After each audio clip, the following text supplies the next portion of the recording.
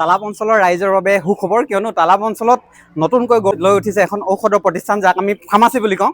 আৰু সেই বিশেষ ফাৰ্মাচীখনত মই আজি উপস্থিত আছোঁ আৰু অকণমান পৰিৱেশটো দেখুৱাওঁ আৰু কি কিনো সুবিধা আছে আটাইখিনি কথা মই আজি জনাবলৈ চেষ্টা কৰিম। আৰু এইখনে হৈছে সেই বিশেষ ঔষধৰ প্ৰতিষ্ঠানখন, অৰ্থাৎ ফাৰ্মাচীখন, যাক আমি ফাৰ্মাচী বুলি কওঁ। সেই বিশেষ ফাৰ্মাচীখনে এইখনে, আৰু ইয়াত কিছুমান অত্যাধুনিক সা সুবিধা আৰু ৰাইজৰ বাবে খুব ধুনীয়া সুখবৰ লৈ আহিছে এই বিশেষ ঔষধৰ প্ৰতিষ্ঠানখনে। আটাইখিনি কথা আমি জানিবলৈ চেষ্টা কৰিম, যেনেধৰণে ঔষধত ডিছকাউণ্টৰ পৰা আৰম্ভ কৰি সজাগতামূলক সেৱাৰ পৰা আৰম্ভ কৰি চিকিৎসকৰ ব্যৱস্থা, আৰু ইয়াত যিখিনি চিকিৎসা নহয় আগলৈ চিকিৎসা কৰিবলৈ কেনেকুৱা ধৰণে আপুনি যাব লাগিব, সেই ধৰণৰ আটাইখিনি কাউন্সিলিঙৰ ব্যৱস্থা, গতিকে আটাইখিনি সুবিধা থকা ঔষধৰ প্ৰতিষ্ঠানখন তেখেতলোকে তালাপত প্ৰতিষ্ঠা কৰিছে। আৰু অকণমান জানিবলৈ চেষ্টা কৰিম আমি ভিতৰলৈ গৈ কি কিনো অত্যাধুনিক সা সুবিধা তেখেতলোকে ইয়াত আনিবলৈ চেষ্টা কৰিছে। অকণমান ভিতৰলৈ যাওঁ বলক। কৈছে মই তিনিজন বিশেষ ব্যক্তিৰ প্ৰচেষ্টাত গঢ় লৈ উঠিছে আচলতে এই বিশেষ ঔষধৰ প্ৰতিষ্ঠানখন। তাৰে এজন বিশেষ ব্যক্তি আমাৰ সৈতে আছে। সেই বিশেষ ব্যক্তিজন হৈছে আমাৰ অমৰ দা। প্ৰথমে শুভেচ্ছা জনালো। ধন্যবাদ আপোনাক। হয় হয় হয় হয় নিশ্চয়। গতিকে ইমান ধুনীয়া এটা ঔষধৰ প্ৰতিষ্ঠান এখন ইয়াতে গঢ়ি তুলিছে তালাপত, কি কি সুবিধা থাকিব ইয়াত?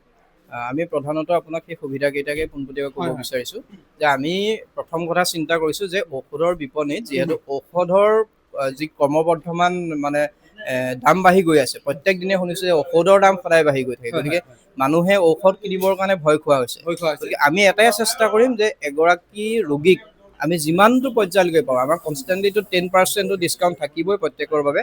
তাৰ উপৰিও ঔষধ অনুসৰি যিমান পৰ্যায়লৈকে পৰা যায় তেওঁলোকক ৰেহাই দিয়াৰ ব্যৱস্থা কৰিম, 1 নম্বৰ কথা। 2 নম্বৰ, আমি সপ্তাহটোৰ 6টা দিনেই চিকিৎসক উপলব্ধ কৰাৰ ব্যৱস্থা কৰিছোঁ। তাৰ লগতে মেডিচিন বিশেষজ্ঞ, শিশু বিশেষজ্ঞ, আৰু পৰৱৰ্তী পৰ্যায়ত আমি বাকী যিবিলাক বিভাগ আছে, ডাৰ্মেটলজিষ্ট মানে ছালৰ যি চিকিৎসক, সেই ধৰণৰ চিকিৎসকসকলকো যাতে ইয়াত আমি ব্যৱস্থা কৰিব পাৰোঁ ৰাইজৰ সহায় হোৱাকৈ, সেইটো আমাৰ প্ৰয়াস সদায় থাকিব।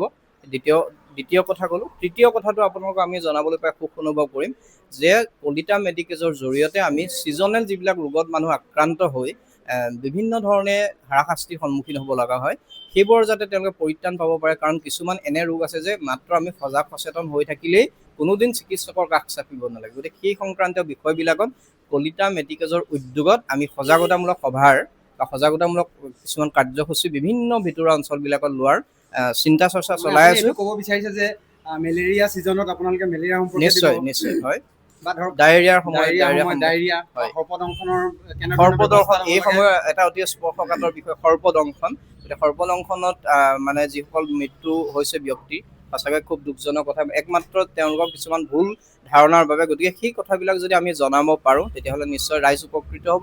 ৰাইজ উপকৃত হ'লে আমি সুখ অনুভৱ কৰিম, আনন্দিত হ'ম। আৰু এটা কথা আমি ৰাখিছোঁ ইয়াতে যে পৰৱৰ্তী পৰ্যায়ত, সেইটো হয়তো কিছু আমি 6 মাহ বা 1 বছৰ লাগিব পাৰে, যিহেতু আমি নতুনকৈ আৰম্ভ কৰিছোঁহে। পৰৱৰ্তী পৰ্যায়ত আমি চিন্তা কৰিছোঁ যে আমাৰ চিকিৎসকে এজন ৰোগীক চিকিৎসা প্ৰদান কৰাৰ সময়ত যদিহে অনুভৱ কৰে যে তেখেতে উন্নত চিকিৎসাৰ বাবে ইয়াৰ পৰা কিছু উন্নত চিকিৎসালয়লৈ যোৱাৰ প্ৰয়োজন বোধ কৰে, যদিহে চিকিৎসকে তেখেতক ৰেফাৰ কৰে, তেতিয়াহ'লে ততালিকে সেই মুহূৰ্ততে তেখেতক এখন বাহনৰ জৰিয়তে খুব কম খৰচত যাতে নিৰ্দিষ্ট সেই চিকিৎসালয়ত আমি প্ৰেৰণ কৰিব পাৰোঁ, তাৰো ব্যৱস্থা কৰাৰ বাবে এখন বাহনৰ অৰ্থাৎ এম্বুলেঞ্চৰ ব্যৱস্থা কৰাৰ কথা চিন্তা কৰিছোঁ। তেনেকুৱা ধৰণৰ আমাৰ চিকিৎসা আছে। তাৰ লগতে আমি আপোনালোকক আৰু এটা কথা ক'ব বিচাৰোঁ যে BMW বুলি যিটো কওঁ, মানে ইনফেকশ্যনৰ কথা থাকে কিছুমান চেম্বাৰতে হওক বা যিখন আমাৰ বিপণী আছে, ঔষধ বিপণী কেন্দ্ৰ, তাতো যদি আমি ইনজেকশ্যন পুষ্ট কৰিব লগা হয় বা এজন ব্যক্তিক চেলাইন দিব লগা হয়, তেতিয়া সেই সময়ত যিবিলাক ল'ব লগা সাৱধানতা, সেই প্ৰত্যেকটো মেডিকেল ৱেষ্টৰ প্ৰত্যেকটো বিষয় খুব সূক্ষ্মভাৱে আমি চিন্তা কৰি সেই বিষয়বিলাকতো আমি যিমান পাৰোঁ ৰাইজক উপকৃত কৰিব পৰাকৈ চেষ্টা কৰিম।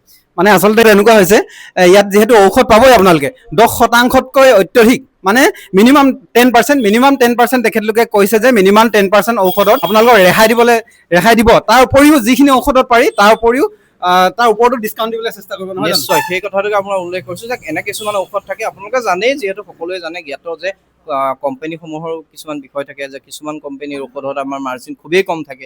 সেই ক্ষেত্ৰত আমি হয়তো নোৱাৰিব পাৰোঁ, কিন্তু যিটো কোম্পানীৰ ঔষধত মাৰ্জিনটো আমি ভালকৈ পাম, অন্ততঃ আমি নাভাবোঁ যে কেৱল আমিয়ে খাই জীয়াই থাকিব লাগে, ৰাইজক উপকৃত কৰিব পৰাকৈ যিমান পৰ্যায়লৈকে আমি দিব পাৰোঁ সিমান পৰ্যায়ত আমি ৰেহাই দিম। মানে সেৱা মনোভাৱ মনত ৰাখি তেখেতলোকে একমাত্ৰ ব্যৱসায় কৰিম বুলিয়ে খোলা নাই, আচলতে এটা মনত সেৱা মনোভাৱ ৰাখি আচলতে এই ঔষধৰ বিপণীখন খুলিছে। লগতে ইয়াতে চিকিৎসকটো থাকিবই, ধৰক শিশু ৰোগ বিশেষজ্ঞ আৰু মেডিচিনৰ বিশেষজ্ঞ ইয়াতে থাকিবই। লগতে তেখেতক যদি যাৱতীয়ভাৱে দিব লাগে ঔষধ, চেলাইন, বেজি চব ইয়াতে দিয়া ব্যৱস্থা, ইয়াত সকলো ব্যৱস্থা ঘৰত গৈও দিয়াৰ ব্যৱস্থাটো আছে। যদিও চিকিৎসকে লিখি দিয়ে যে 3টা বেজি লিখি দিছে বা চেলাইন লিখি দিছে, ইয়াত এটা ল'লে বাকী কেইটা ঘৰত ল'ব লাগে, তেতিয়াহ'লে ঘৰত লোৱা ব্যৱস্থা আছে?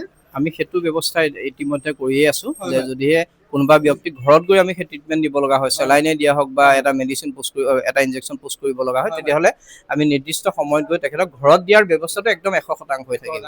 আৰু মই কৈ দিছোঁ যিহেতু কলিতা মেডিকেলত এই আটাইখিনি সুবিধা পাব, আৰু নম্বৰটো তলত দি দিছোঁ মই, যিহেতু আপোনালোকৰ যদি ঘৰত কোনোবা ৰোগী আছে, ঘৰত চেলাইন দিব লাগে, বেজী দিব লাগে বা ঔষধ লাগে আপোনাক, তেতিয়াহ'লে আপোনালোকে মানুহজন নহাকৈ অন্ততঃ এই ফোন নাম্বাৰটোত ফোন কৰি এই ব্যৱস্থাবিলাক আছেনে নাই সুধিব পাৰিব, আৰু বেজী চেলাইন এই ধৰণৰ ব্যৱস্থাবিলাকৰ সেৱাটো আপুনি ঘৰতো ল'ব পাৰিব, আৰু লগতে চিকিৎসকে যিখিনি লিখি দিব ইয়াতে সেই ব্যৱস্থাখিনি ইয়াতে ল'ব পাৰিব, আৰু পৰৱৰ্তী যিখিনি ল'ব লাগে সেইখিনি ঘৰতো ল'ব পাৰিব। আৰু তেখেতলোকে কৈছে যে যি ব্যৱস্থাৰে উন্নত চিকিৎসাৰ বাবে কিছুমানতো ধৰক ইয়াত কাৰোবাৰ হাৰ্টৰ প্ৰব্লেম থাকে বা ধৰক মগজুৰ স্নায়ু বিশেষজ্ঞক দেখাব লাগে, আমি সাধাৰণ মানুহ হিচাপে আমিতো গম নাপাওঁ কোন বিভাগৰ চিকিৎসকক দেখুৱাব লাগে, গতিকে ইয়াতে সেই কনচালটেঞ্চিৰ ব্যৱস্থাও থাকিব। নিশ্চয়, আপুনি সেইটো খুব ডাঙৰ প্ৰশ্ন এটা কৰিলে, মই পাহৰি গৈছিলো এই মুহূৰ্তত, যিহেতু ৰাতিপুৱাৰ পৰা ব্যস্ত হৈ আছিলো। যে সঠিক স্থানত যদি আপুনি সঠিক সময়ত নাযায়, তেতিয়াহ'লে এজন ৰোগীক আচলতে সম্পূৰ্ণ আৰোগ্য কৰি তোলাটো কঠিন, লগতে তেখেত আৰ্থিকভাৱে আৰু মানসিকভাৱে ভাগি পৰে। গতিকে আমি কাউন্সিলিং অৰ্থটো এই ধৰণে ক'ব বিচাৰিছোঁ, যেতিয়া ব্যক্তিজনক অনুভৱ কৰা যাব, আমি যিহেতু আমাৰ ফোন নম্বৰ দিয়া থাকিব যে আমাৰ এনেকুৱা এনেকুৱা সমস্যা হৈছে, এতিয়া সেই সমস্যাকেইটাৰ কাৰণে আপোনালোকৰ তাত ডক্টৰ আছেনে, আমি যাব পাৰিমনে? আমি কেতিয়াও নকওঁ যে যদি তেখেতক অনুভৱ কৰোঁ যে তেখেত হাৰ্ট ৰিলেটেড প্ৰব্লেমত ৰোগত আক্ৰান্ত হৈছে, তেতিয়াহ'লে আমি ইয়ালৈ তেখেতক নামাতো, আমি ক'ম যে আহক আপুনি প্ৰাৰম্ভিক যিখিনি চিকিৎসা ল'ব লাগে সেইটো কাৰণে আহক, কিন্তু আপুনি ততালিকে এজন হাৰ্ট স্পেচিয়েলিষ্টৰ ওচৰত যাবৰ কাৰণে যিটো ব্যৱস্থা কৰিব লাগে, যিটো ধৰণৰ ফোন নাম্বাৰ যোগাৰ কৰি দিব লাগে, আমি সেইখিনি চেষ্টা কৰিম। মানে উন্নত চিকিৎসাৰ বাবে য'লৈকে যাব লাগে আটাইখিনি ব্যৱস্থা আপোনালোকৰ ইয়াৰ দ্বাৰাই মানে কৰি দিব আপোনালোকে? কৰাৰ আমি প্ৰয়াস কৰিম। আৰু যিহেতু বিভিন্ন ধৰণৰ পৰীক্ষা নিৰীক্ষাৰ কথা থাকিব, ইয়াতে ধৰক কাৰোবাৰ ব্লাড টেষ্ট, কাৰোবাৰ ইউৰিন টেষ্ট, এনেকুৱা ধৰণৰ ৰোগী আহিব, তেখেতলোকক ইয়াত ধৰক চিকিৎসক থাকিব, তেখেতলোকে ইয়াতে সেইখিনি পৰীক্ষা কৰিবলৈ যিহেতু নিদান পত্ৰ লিখি দিব, সেইখিনি ইয়াতে ব্যৱস্থা থাকিব।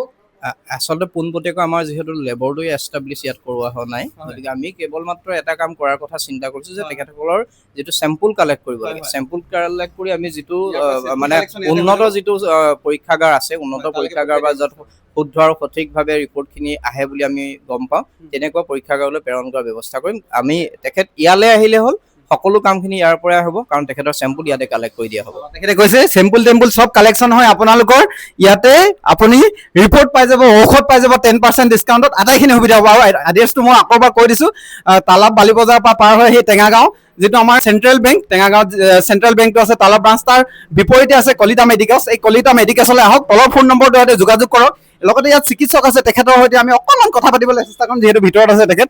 আহক ভিতৰলৈ। এই ঔষধ প্ৰতিষ্ঠানখনৰ ভিতৰলৈ সোমাই আহিছোঁ, ইয়াতে খুব ধুনীয়াকৈ ৰোগী চাবৰ পৰা ব্যৱস্থাৰ পৰা আৰম্ভ কৰি গোটেই আটাইবিলাক ব্যৱস্থা আছে। আৰু লগতে আমাৰ সৈতে আছে শিৱপ্ৰসাদ ছাৰ। ছাৰ, প্ৰথমে খুব ধুনীয়া এখন ঔষধৰ বিপণী আপোনালোকে ইয়াতে মুকলি কৰিছে, আজি অভিনন্দন জ্ঞাপন কৰিছোঁ ছাৰ। ধন্যবাদ। কি কি ধৰক ইয়াতে ব্যৱস্থা থাকিব ছাৰ, চিকিৎসক হিচাপে আপোনাক অকণমান সুধিছোঁ? ইয়াত আমি জনসাধাৰণৰ সেৱাৰ কাৰণে আমি প্ৰতিদিনে চিকিৎসক ৰখাৰ এটা মানে প্ৰয়াস কৰিছোঁ। প্ৰতিদিনে যিহেতু এই অঞ্চলত আমি দীৰ্ঘদিন ধৰি দেখি আহিছোঁ যে বিশেষজ্ঞ চিকিৎসকৰ খুব অভাৱ, যাৰ বিশেষকৈ শিশু বিশেষজ্ঞ আৰু গাইনী স্পেচিয়েলিষ্ট, এইসকলক মানে আমি ইয়াত মানে মানুহখিনিয়ে যথেষ্ট অসুবিধাৰ সন্মুখীন হোৱা দেখা পাওঁ।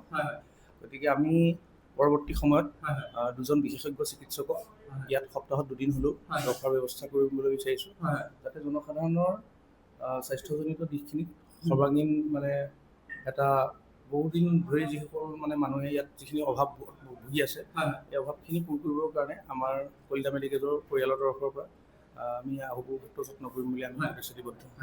ছাৰে খুব ধুনীয়াকৈ কথাকেইটা ক'লেই, কৈছোৱে মই, এই কলিতা মেডিকেলছৰ জৰিয়তে সেৱা মনোভাৱ আগত ৰাখি ঔষধ বিক্ৰী কৰাৰ লগতে ডিছকাউণ্ট প্ৰাইজত 10% ৰেহাই মূল্যত ঔষধ প্ৰদান কৰাৰ উপৰিও বিভিন্ন সজাগতামূলক তেখেতলোকে ব্যৱস্থা কৰিম বুলি কৈছে, যেনে সৰ্পদংশনৰ ক্ষেত্ৰত কেনে ব্যৱস্থা ল'ব লাগে সাধাৰণ ৰাইজে, মেলেৰিয়াৰ সময়ত কেনেধৰণৰ ব্যৱস্থা ল'ব লাগে, বা অন্যান্য ৰোগৰ সময়ত কি কি ব্যৱস্থা লৈ সেই ৰোগটোৰ পৰা হাত সাৰিব পাৰে, আটাইখিনি ব্যৱস্থা ল'ম বুলি তেখেতলোকে কৈছে। সজাগতামূলক সেৱা আগবঢ়াব তেখেতলোকে।